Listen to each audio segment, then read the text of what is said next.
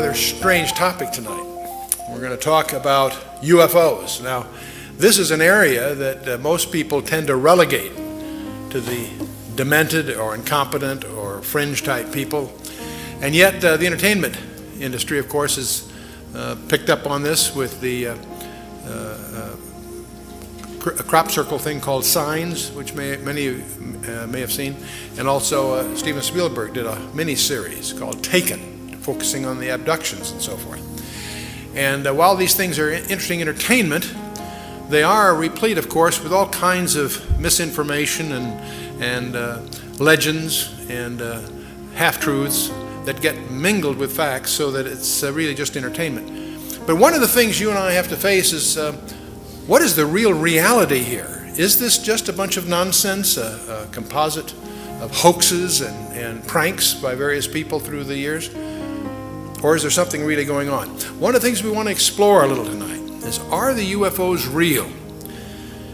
And if so, where are they from? What's their agenda? Are they friendly or hostile? And most important, what does the Bible say about them? So we're going to explore that tonight as we go forth on our exploration of UFOs and this strange term, the Nephillim. What is that all about? But before we start, since we are dealing with a very, very complicated area, an area where many of us have already formed opinions, let me remind you of there's a principle. According to Edmund Spencer, he articulated this: there's a principle which is a bar against all information. It's proof against all argument. And it's something which cannot fail to keep man in everlasting ignorance. And that principle is condemnation before investigation. So one of our challenges as we go into this very complicated topic is to set aside our prejudices and presuppositions, and let's see what we can find out. Now, the same idea is not only articulated by Edmund Spencer, but it also is in our collection of Proverbs by Solomon, who reminds us that he that answereth the matter before he heareth it, it is a folly and a shame unto him. So one of our challenges tonight is sort of set aside what we think we may have heard or what our basic prejudices are, and let's see what we can find out that might be new. Now, many of us, of course, have seen photographs, many of which are hoaxes, contrived, and so forth. There are many of these in the literature. I'm sure you've seen all kinds. The problem is that not all of them are. It may surprise you to learn that there are over 3,000 authenticated photographs in the classified community that are authenticated. So what's really going on here? See, the problem we have in researching this area is there is so much that's uncorroborated. There's a lot of deliberate disinformation, and certainly a lot of data which is unreliable. And the problem is, when you strip away the hoaxes and you strip away the nonsense and you set aside the uncorroborated, there still is too much to ignore that is substantiated, that involves multiple reliable witnesses, including multiple radar sightings. And radars generally don't have hallucinations. And this idea of being plotted simultaneously on multiple radars is something that should get our attention. And now, I'll give you one example. Back on June 18th of 1997, there was a strange vehicle that appeared over Phoenix, Arizona. In fact, went over most of the state at about 30 miles an hour, which is very slow for an airborne vehicle. There were some that said they felt they could have hit it with a ball that seemed that close as it went over. And it created quite a stir. And on March 13th, there were sightings all the way from Casa Grande and Chandler, all the way up through the northern part of the state, Prescott and so forth. So it wasn't just a local phenomenon, and it created quite a stir. Now, the governor of Arizona made a big mistake by treating a press conference the following morning lightly, as humor, and it didn't go over very well because people were upset because they were getting stonewalled by the government. Even though there were denials by the Air Force, they saw the fighter jets sortie after them and so on, so it created quite a stir. It wasn't picked up in the national media it was picked up, of course, substantially in the local media, that is in the state of Arizona.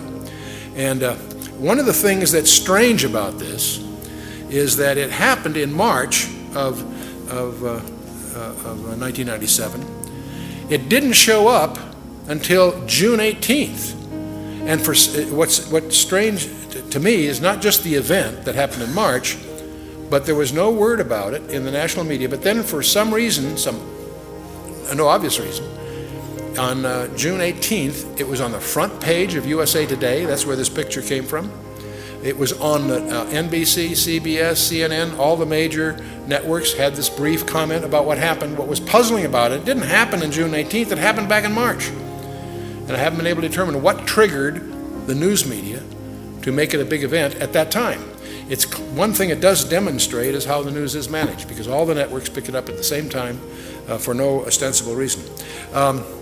But as we talk about these kinds of things, sooner or later, we have to focus on the Roswell incident. And many of you realize that approximately July 4th, a few days following maybe, some object, that's in 1947, some object landed near Roswell, New Mexico. And Sheriff George Wilcox contacted the Roswell Army Airfield regarding wreckage that was discovered on Max Brazel's ranch, or in that area. The Army seals off the area and confiscates everything that was there. And on the 8th of July, Colonel William Blanchard, who was commander of the 509th Bomb Group, that was our primary atomic bomb group in those days, he issued an official press release stating that the wreckage of a crashed disc had been recovered. Now, this press release went out early enough on July 8th to be picked up by 30 newspapers across the country. And so it is. And this is a snapshot of what it looks like. The RAAF captures flying saucer on ranch in Roswell region and so forth. And no details of flying disc are revealed, etc., etc. Except within hours, something very strange happens. A second press release, which had tried to rescind the first one, was issued from the office of Brigadier General Roger Ramey, who was commander of the 8th Air Force. He resides at Fort Worth Army Airfield in Texas, which is about 400 miles away from the incident. But within hours, General Ramey issues a countermanding release, and he claimed that Colonel Blanchard and the officers of the 509th at Roswell had made an unbelievably foolish mistake, that somehow they incorrectly identified a weather balloon and its radar reflector as the wreckage of a crashed disc. Now, frankly, everyone that heard this, that thought about it a little bit, realized that was just a very contrived cover story. And this press release that in effect hit the next day by General Ramey caused, it was in effect a denial, did not explain why they confiscated everything, why the whole subject has been classified to this day. And now what that really did, this absurd cover story, frankly, just fueled the 50 years, the intervening 50 years of conjectures and all kinds of anecdotal testimonies of people who were involved peripherally. All kinds of stories have been echoing throughout this half century that's transpired since July of 1947. And the stories typically maintain that there were 4 alien occupants of this disc, that 3 of them were dead, 1 was still alive. All these presumably were taken off to the never land of military security, and there's all kinds of stories that are too preposterous to really accept, and yet it continues. The great mystery about, when I travel, one of the most often questions I get is, what really happened at Roswell? Well, we don't really know what happened at Roswell. It's been classified, and we'll talk about that a little bit. We do know something that happened 9 months after the Roswell incident. Al Gore was born.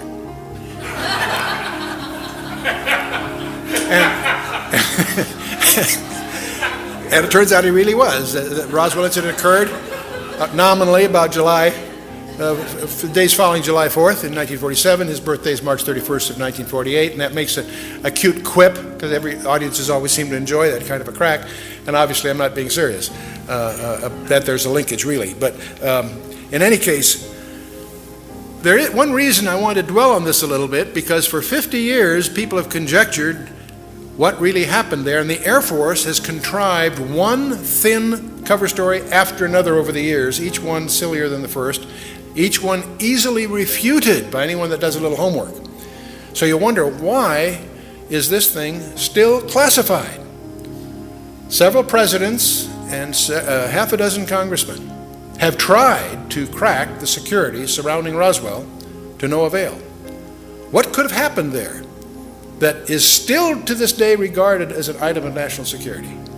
And now, interestingly enough, just in the last few months, there appears that we now have what some people would call the smoking gun. There is some tangible evidence that's finally emerged that there was a crash of some kind, and it did have victims of some sort. You see, when General Ramey at Fort Worth issued that cover story, the press was present, and many pictures were taken. And James Bond Johnson of the Fort Worth Star-Telegram was among them. And on July 8th, he took a photograph, which a number of the photographs happened to show General Ramey clutching a sheaf of papers in his hand that apparently was a communique to Washington, D.C., and he happened to have that in his hand while he was going through this explanation and demonstrating that this really was a weather balloon. They had some props there that they showed and so forth. Well, it turns out that was in July 47. Since 1947, we've made a lot of progress in digital imaging technology. And this sheaf of paper that was photographed was analyzed with a digital photo scanner and enlarged and enhanced the words printed on the folded piece of paper. And then using a program for digital enhancement and analysis, it's now been reported on Associated Press on November 22nd of the year 2002 that David Rudiak was able to identify several key phrases on that sheaf of paper that General Ramey was clutching during that press conference. There's a phrase, the victims of the wreck, and also the phrase, in the disk they will ship. Lots of other words that were hard to, more conjectural is what they said, but the point is, here's a communication in his hand going to Washington that speaks of victims of the wreck and speaks of a disc that they're going to ship, while he's covering the story that Colonel Blanchard was all mixed up. This is just a weather balloon. So finally, the UFO researchers have something tangible to go on, because up till now it's been a spooky thing. Let's shift a little bit from 47 to July 19th through the 26th, about a week, in 1952. I happen to remember this vividly because in June 30th of 1952, I was entering the United States Naval Academy, so I was a plebe, a plebe at Annapolis when this was in the papers and much talked about at the time. It turns out a number of UFOs harassed Washington National Airport, which in those days was the only airport there. We didn't have Dulles, this is before Dulles, and also Andrews Air Force Base, so badly they had to shut down the air traffic. And this went on and off and on for a week. And it was in the papers, because every time the Air Force would alert jets to investigate what these things were, they would disappear. As soon as the jets landed, they came back. And fiery objects overrun jets over Capitol in the Washington Post. These are headlines from that period. Now, one of the things, there again, they never really explained it. They issued some cover stories, but the truth of the matter is they didn't know what it was, and it wasn't just an incident one night. It went off and on for the better part of a week. Again, it created a problem just in blocking all the phone traffic, because everybody's calling what's going on and so forth, and so something real was happening, because you're talking here multiple radars. This isn't some impressionable, unprofessional observer. This was the air controllers at Washington National and Andrews Air Force Base, and never explained, at least not to the public. 1993. By the way, there are thousands of these things to select from. I've just picked a few that seem representative. Yeah, over in Mexico City in 1993, the population by the thousands were upset and disturbed by what went on. Seoul, South Korea, November 23rd of 1996. CNN and Reuters reported a huge cigar-shaped UFO that was televised for 10 minutes on national television. You know, when we talk about witnesses, there's all kinds of people, many very reliable professionals that have contributed to this background, but the ones that you and I would tend to presume would be the most reputable, most trained, and most competent in this area would be our astronauts. You think they know something about it. Do you realize that 13 of them have gone on record of seeing UFOs while they were doing their missions? Ed Mitchell, Apollo 14, April 1996, and this was on Dateline NBC. He said, NASA is covering up what really happened at Roswell, New Mexico. See, this isn't just the presumption of some journalists or the tabloids at the checkout stands at the market. These are serious people saying that something is being covered up. Astronaut Gordon Cooper is made May 15th of 1963. He did the 22-orbit Mercury capsule. He saw a green UFO, which was also at the same time he saw it tracked by the radar in Australia. It corroborated this. And he's testified before the United Nations that UFOs are visiting this planet. And in May 1996, he said, we are being visited by aliens. So he's spoken a lot about this, so much so that some people tend to write him off. James Lovell, Frank Borman, Gemini 7, December 1965. On the second orbit of their 2-week flight, they saw a UFO. Gemini Control presumed it was the stage of their own Titan booster. But they indicated that they had both the booster and the UFO in sight, so that doesn't quite jive. Walter Schirra, these are all familiar names to most of us. Mercury 8, 1968. He was the first guy to use the term Santa Claus to indicate UFOs are near the space capsule. And so this was about December, so everybody thought that this was just a cute quip, but it was a code word.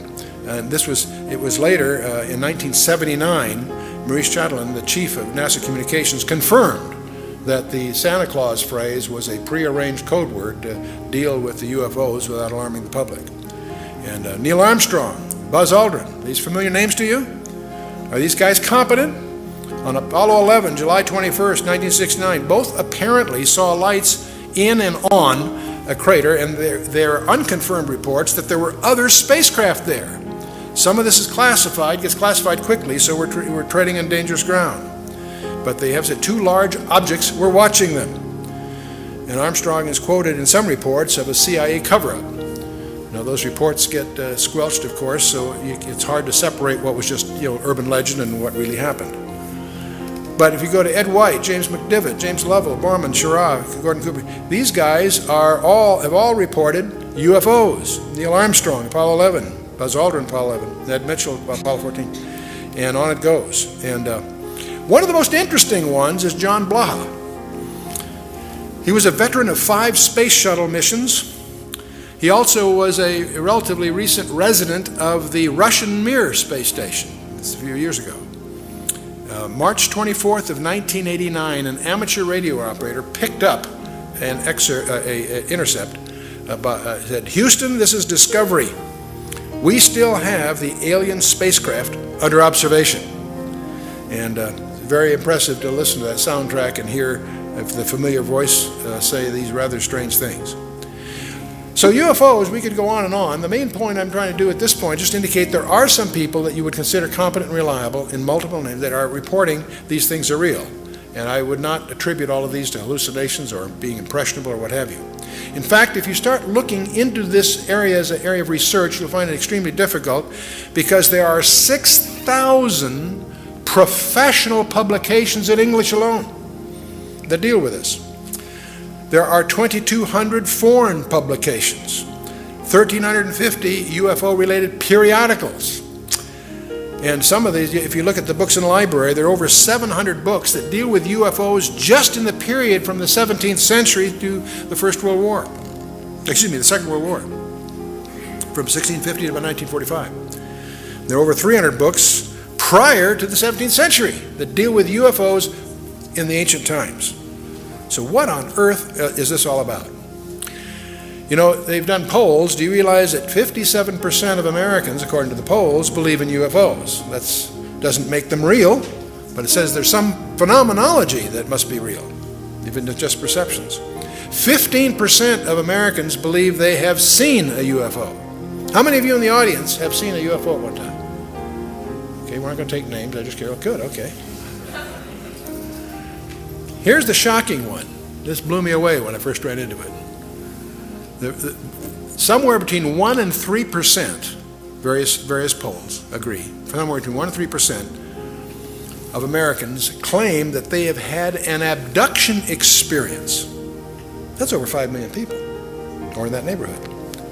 Not a few thousand deranged people, not a few, disaffected. This is, we'll talk a little more about this. This is a very, very disturbing phenomenon in the counseling profession. Now, part of the problem of the UFOs is they have some paradoxical behavior. On the one hand, they're seen by multiple competent witnesses. They are plotted on radar, sometimes multiple radars simultaneously. They leave tangible traces on the ground, sometimes radiation, evidence of burning, and other things. So they are apparently real in the sense of being physical, on the one hand. There are photographs. Sometimes they show up on photographs, sometimes they don't. But here's the problem. While they seem to be tangible on the one hand, they exhibit behavior that can't possibly be physical. They can go in excess of 6,000 miles per hour without sonic boom. So what on earth does that mean? I'd like to know how they do that trick. They've been plotted making right-angle turns at over 16,000 miles an hour. That defies the laws of physics. That's now perhaps the most disturbing thing of all. They appear to have the ability to materialize and dematerialize without a trace. One of the great mysteries of the UFOs isn't seeing them, is trying to figure out where are they when you don't see them. Some people say, well, they're from another galaxy. Most physicists will debunk that for lots of reasons. They seem to pose that way, but for lots of, if they came, if there are that many coming from another galaxy, you'd think you'd sense the traffic. We'll come to some more reasonable explanations, and you're going to discover the two top researchers in the last century, really, is Jacques Vallée, France, and J. Allen Hynek, the American. Now, J. Allen Hynek was head of astronomy at Cornell, and he set out to debunk this nonsense about UFOs, and he became one of the most ardent, competent, balanced researchers in the trade. J. Allen Hynek, he died a few years ago. Those of you that saw the movie Close Encounters of the Third Kind, whether you realize or not, saw J. Allen Hynek because he was in the crowd. I was on the board in those days with Alan Adler from Columbia, and they had him as just a gesture appear in some of the scenes, just as an extra. And the lacune of that piece of fiction, of course, was patterned after Jacques Vallée, the Frenchman. Both of these respected researchers came to the conclusion that they're not intergalactic for lots of physics. There are a lot of physics rebuttals to that conjecture. They both argued that these things are demonic. Their term. They've written many, many books. You can check them out. These are not religious people. They're not people with any kind of personal agenda. But they came to the conclusion that these things, on the one hand, and by the way, we take for granted that we strip away the nonsense and the hoaxes, set that aside. There's tens of thousands of files you have to wallow through. When you cut through all that, there's still a core group, a substantial core group of real events that need explanation. And so on the one hand, they exhibit physical properties on the one hand. On the other hand, they also violate all physical laws. And so the conclusion that both J. Allen Hynek and Jacques Vallée and others have come to is that they're hyperdimensional, that somehow they come from another dimension periodically. That causes us now to stand back a little bit and do a little tutorial on hyperspaces. And we're going to get into why we feel that the Bible is an authenticated message of extraterrestrial origin in the first place. So let's talk a little about hyperspaces. There are only two kinds of... A hyperspace, by the way, just a term for a space of more than 3 dimensions. You and I are familiar with two-dimensional space. It's called a scratch pad, or a photograph or a piece of paper is a two-dimensional representation of something, typically. Three-dimensional space we're familiar with because we live in it. We also build models in 3 dimensions. We probably have a vague feeling of a 4th dimension called time. We don't get too comfortable with that unless you've done some special study, but we sort of acknowledge that reluctantly. Hyperspaces, frankly, is just the term used to study spaces of more than 3 dimensions. And we discover there's only 2 kinds of people that can really relate to hyperspaces. And that's mathematicians with special training and small children. Okay? Because they haven't, their prejudice has been blindfolded, so to speak. Now, the one book that is second to the Bible in its publication, all of us know the Bible is the most popular book in the history of man, but the second to that would be Euclid. And that's where most of us have been taught in school. And most of us, when we went to school, had trigonometry or plane geometry, same subject in a sense. We all know that a triangle, if you add up the angles of a triangle, adds up to how much? Anyone? 180 degrees, you betcha. So if I have a 30, 60, 90, it adds up 180. If I have a 45, 45, 90, in fact, any triangle, if I add up the angles, it would add up to 180. Suppose, though, that my partner and I went out to a large field here, and we very carefully laid out with the transit a very large triangle, and when we got back with our figures, we added up the 3 angles, and it added up to more than 180 degrees. What would you conclude? That we'd messed up, huh? No, what have we encountered? Anyone? The curvature of the earth, exactly. See, if you take a course in navigation, one of the things that you'll have to get some background in is spherical trigonometry, where you can have a triangle with 90 degrees in each corner. And so, see, when this little rule that we all learned, that a triangle, by implication, a plane triangle, a flat plane, adds up to 180 degrees, that's only true for a universe of 2 dimensions. So when you find that rule violated, it's a hint that you've encountered an additional dimension. And Dr. Einstein made history with that insight, because he was grappling, of course, with the nature of space, and he realized that length, mass, velocity, and time are relative to the velocity of an observer. In 1915, he generalized that, basically discovered that there's no distinction between time and space. And perhaps the most important thing from the general theory of relativity, we won't get in the math, of course, but is to realize that time itself is a physical property. You and I do not live in 3 dimensions. We live in at least 4. In fact, we now discover much more than that. But this idea that Einstein recognized as he grappled with the properties of space, that there's an additional dimension required, and he went to 4 dimensions to resolve the time issue. And his theory of relativity has been confirmed over 12 different methods to over 14 decimals. So it's no longer really a theory. It's well-accepted basis in certain fields of science. So when we need to go beyond Euclid, which of course deals just with 3 dimensions. And in June 10th of 1854, the most important lecture in mathematics was given by George Riemann. He invented a thing called metric tensors. And that tool that he developed proves to be one of the most profound tools in advanced physics. And it took over 50 years, in fact over 60 years, for Dr. Einstein to use that tool to develop his 4-dimensional space-time. And it's too bad that Einstein went to his death frustrated by not being able to solve certain problems, which if he had applied the technique going to 5 or more dimensions, they would have yielded. It took his successors to do that. Because in 1953, Kaluza and Klein both developed more than 4-dimensional models which integrated light and supergravity in a model. In 1963, 10 years later, Yang and Mills both developed what they call Yang-Mills fields, which reconcile electromagnetic and nuclear forces. That physicists are pursuing some way to integrate all that we know about the physical universe into a common model. And as early as 1984, and it's still a current conjecture because there's still problems with it, but scientists now generally believe that you and I live not in 3 or 4 or 5, but in 10 dimensions. And if you read in this area, you'll encounter superstrings and such, and we have briefing packs on this for those that want to get into it more. The point being we need to understand that the three dimensions you and I are familiar with are not all there is. There's more. Let's imagine you and I can't move up. It'd be futile for me to try to communicate 4, 5, 6 dimensions to us to get together without having more mathematical tools. But what we can do is we can go the other way, and it may stretch our horizons here a little bit. You and I are three-dimensional beings. Let's imagine a two-dimensional world. That would be like a large tabletop or a large flat plane.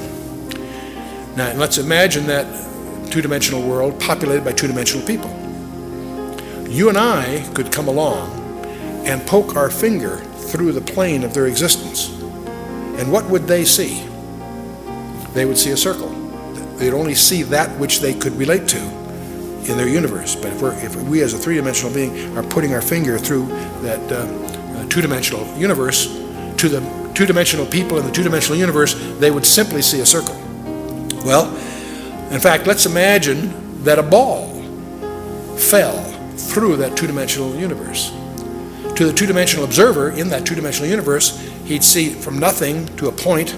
It'd grow to a large circle, and then it would shrink back to a point and disappear. He wouldn't be able to relate to what happened because he doesn't have the insight of that third dimension. You with me so far? Now, if you had some other kind of a shape, say a tumbling cube, it also would go through and it would take odd shapes as it passed through and then disappear. So one of the problems we have, suppose you and I are going to try to communicate a three-dimensional object to that two-dimensional world. How would we go about it? Well, there's a couple of ways. One would be to do what an architect would call projection. For example, if we had a cube, we could, in effect, shine a light that would give you a profile of that in 2 dimensions. And you discover very quickly that that works, but it's not too useful in letting the two-dimensional person understand a three-dimensional cube. So there's another way you could do it. You could take a three-dimensional cube and you could unravel it. You could take it and just unfold it and lay it out, and that would be a way to communicate to this two-dimensional person what this three-dimensional cube is like. But you'd quickly discover as you tried to do that, his understanding is likely to be incomplete. You say, Chuck, what's all this got to do with anything? Well, let's talk about a four-dimensional cube. That's called in mathematics a Hinton cube, and there are such things. The only place I know of it, it's called a tesseract. That's an unraveled Hinton cube. This is a four-dimensional cube unraveled into 3 dimensions. You say, gee, what good is that? There's only one place I know of where this has actually been used constructively. And amazingly enough, it was by Salvador Dali. I never realized what a sophisticated mathematician he was, but in his Corpus Christi painting, he actually has Christ on a four-dimensional cube as a cross, implying his mastery over time as well as space. And I imagine there's probably not one observer in 100 that really understands the sophistication that Salvador Dali was demonstrating by this piece of abstract art. But that's a Hinton cube or a tesseract, and that's the. But anyway, let's get back to hyperspaces then.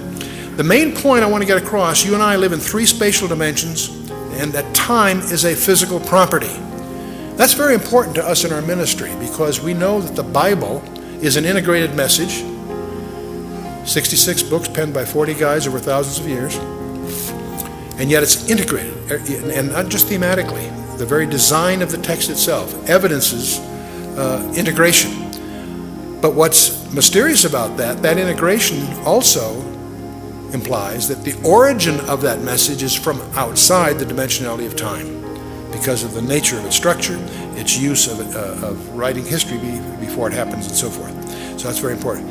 Now, in particle physics, they talk about 10-dimensional strings as the nature of our universe. What fascinates me about that is that that's exactly what 2 Hebrew scholars back in the 12th century, predicted just from their study of Genesis 1, is that we live in 10 dimensions, 4 dimensions are knowable, and 6 are not knowable, to use their jargon.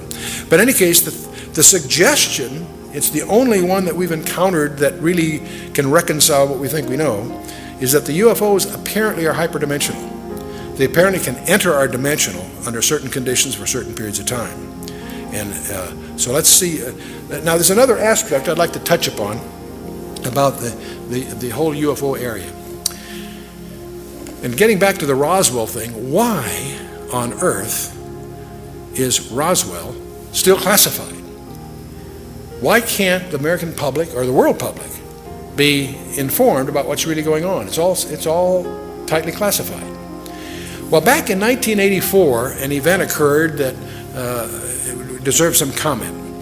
In 1984, several documents emerged within the UFO community. One was a briefing addressed to President-elect Dwight D. Eisenhower by Rear Admiral Roscoe Hillenkotter, and it was dated 18 November 1952. And there was also a special classified executive order signed by Harry S. Truman to the Secretary of Defense. In those days was James Forrestal. It was dated 24 September 1947. And his letter apparently authorized him to establish a board of suitably qualified persons to be answerable directly and only to the President. And the code name for this august group of appointees was Majestic 12. That was the code name. And these documents, all kinds of documents show up, CIA documents and other things, including this memo that signed by Harry Truman establishing this august group. Now, who were this group called Majestic 12? Well, one, of course, was Secretary of Defense James Forrestal, Rear Admiral Roscoe Hillenkotter, who was prominent in those days, Dr. Vannevar Bush, who was probably the most famous scientist of the period, General Nathan Twining, head of the Air Force, General Hoyt Vandenberg, General Robert Montague, and a number of civilians that you may not have heard of, Dr. Detlev Bronk, Dr. Jerome Hunsaker, Mr. Sidney Sowers, Mr. Gordon Gray, and Dr. Lloyd Berkner, and one guy we will talk about a little bit is Dr. Donald Menzel. And these were, when Forrestal died, by the way, in 49, General Walker Smith replaced him. But these 12 people apparently were known in the classified community, it would seem, as Majestic 12. Well, these are interesting people. You see, of these 12 people, there was Secretary of Defense, of course. 3 of these people were the first 3 directors of the CIA, the Central Intelligence Agency. Actually, the Director of Central Intelligence, that was the successor to the Office of Strategic Services, the OSS, which later became the CIA. 5 of these people were top scientists in aviation, research and development, and astronomy. All of these people held the highest security clearances anyway.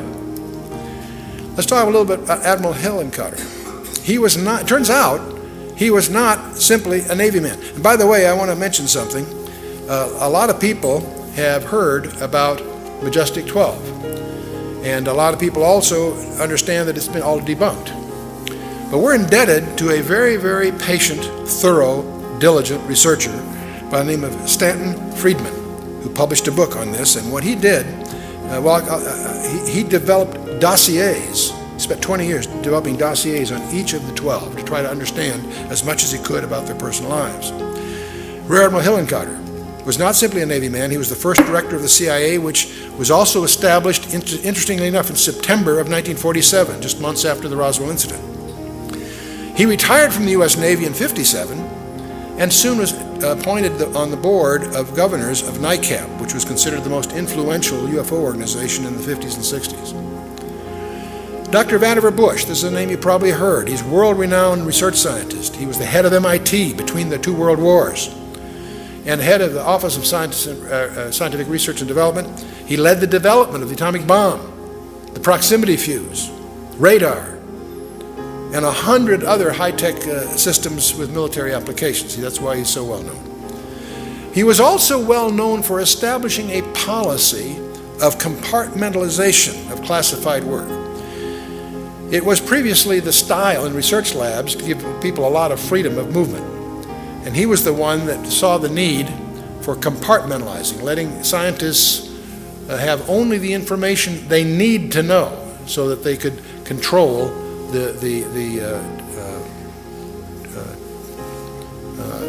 transit of information within the organization. So this whole idea of, we're going to talk about compartmentalization here shortly. Well, this whole MJ-12 there are 2 kinds of people, those that have never heard of MJ-12, and those that know that it's just it was just a hoax.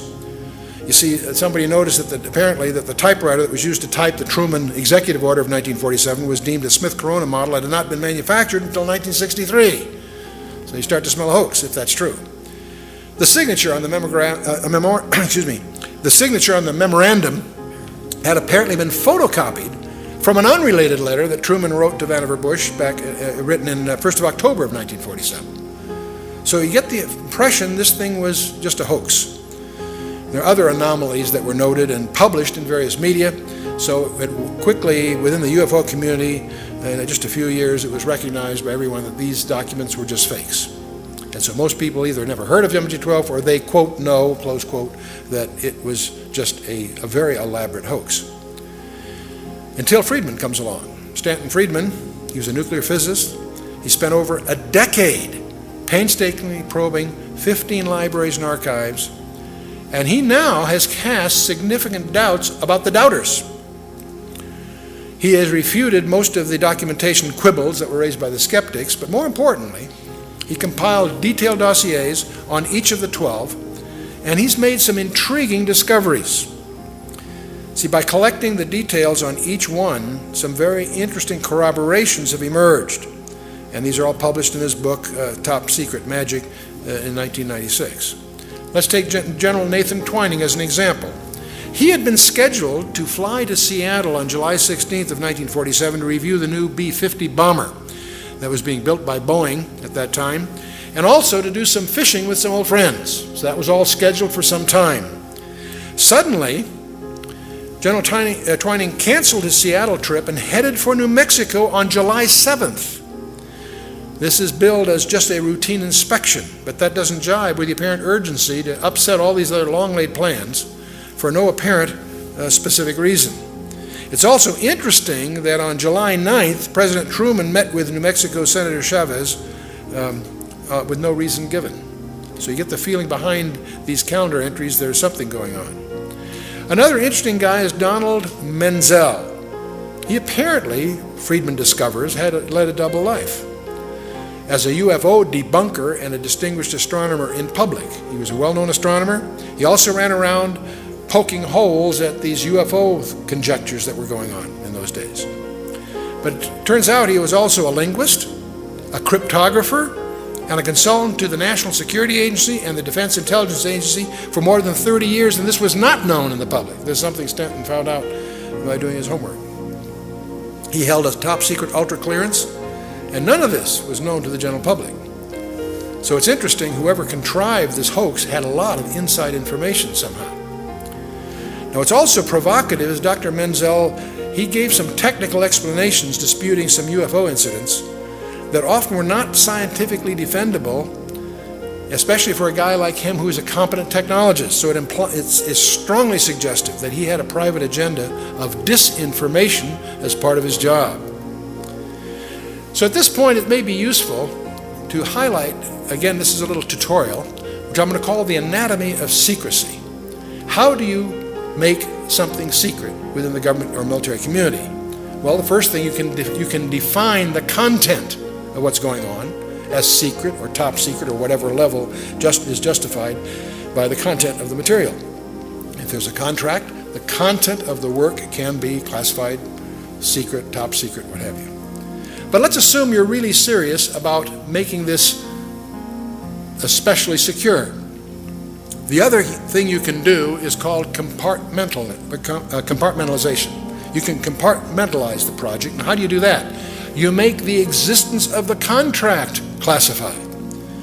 And these are usually in the intelligence community, and that's why they go by a nickname. They're called black programs from the intelligence side. These are great contracts to get because your competitors don't know they exist. So they're sole source, and they're considered attractive contracts. See, I have served as chairman of the board of 4 different publicly traded defense contractors. And several of these were companies that had their primary commitments in deeply classified work and obviously included compartmentalized programs. But I have to tell you, I was startled. I spent 30 years in the strategic community, both in the Department of Defense community directly and also, as I say, on boards and of of publicly traded defense contractors. And I have to tell you, it was late in that 30-year career that I discovered, much to my amazement, there is another level of security, and that's where you make the existence of the customer classified. And I was in one of those projects, and it was a very, very strange meeting.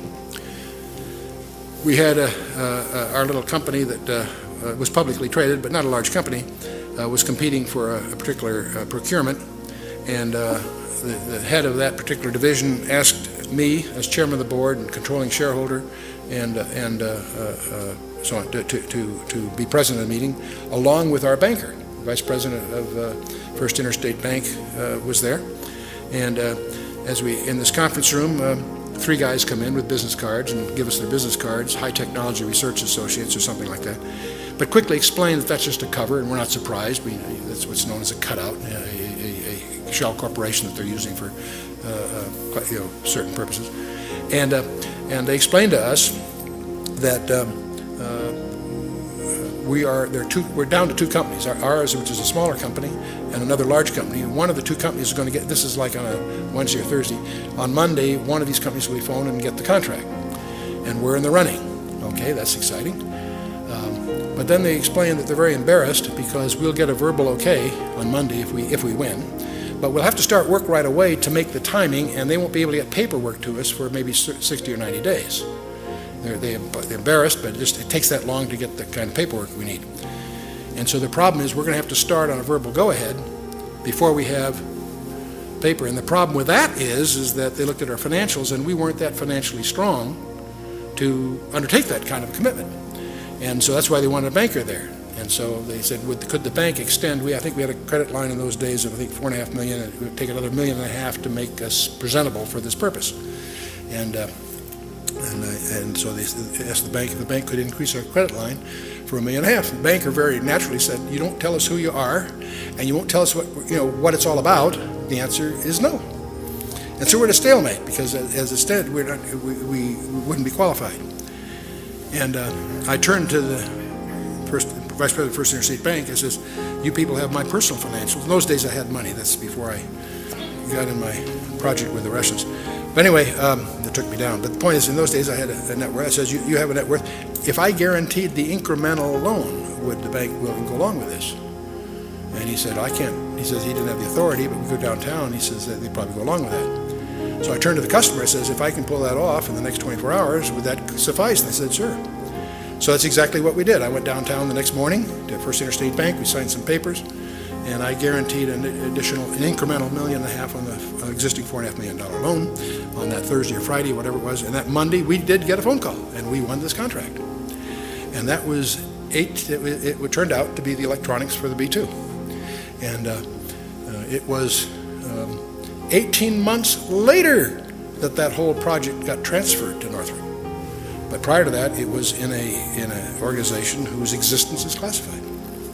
And so it startled me to discover that there's a whole procedure. There are cost recovery procedures, there are courts, there's all the necessary infrastructure to make this all work is in place, and it's all highly classified to protect even the existence of the customer. That's the third level, if you will. You follow me?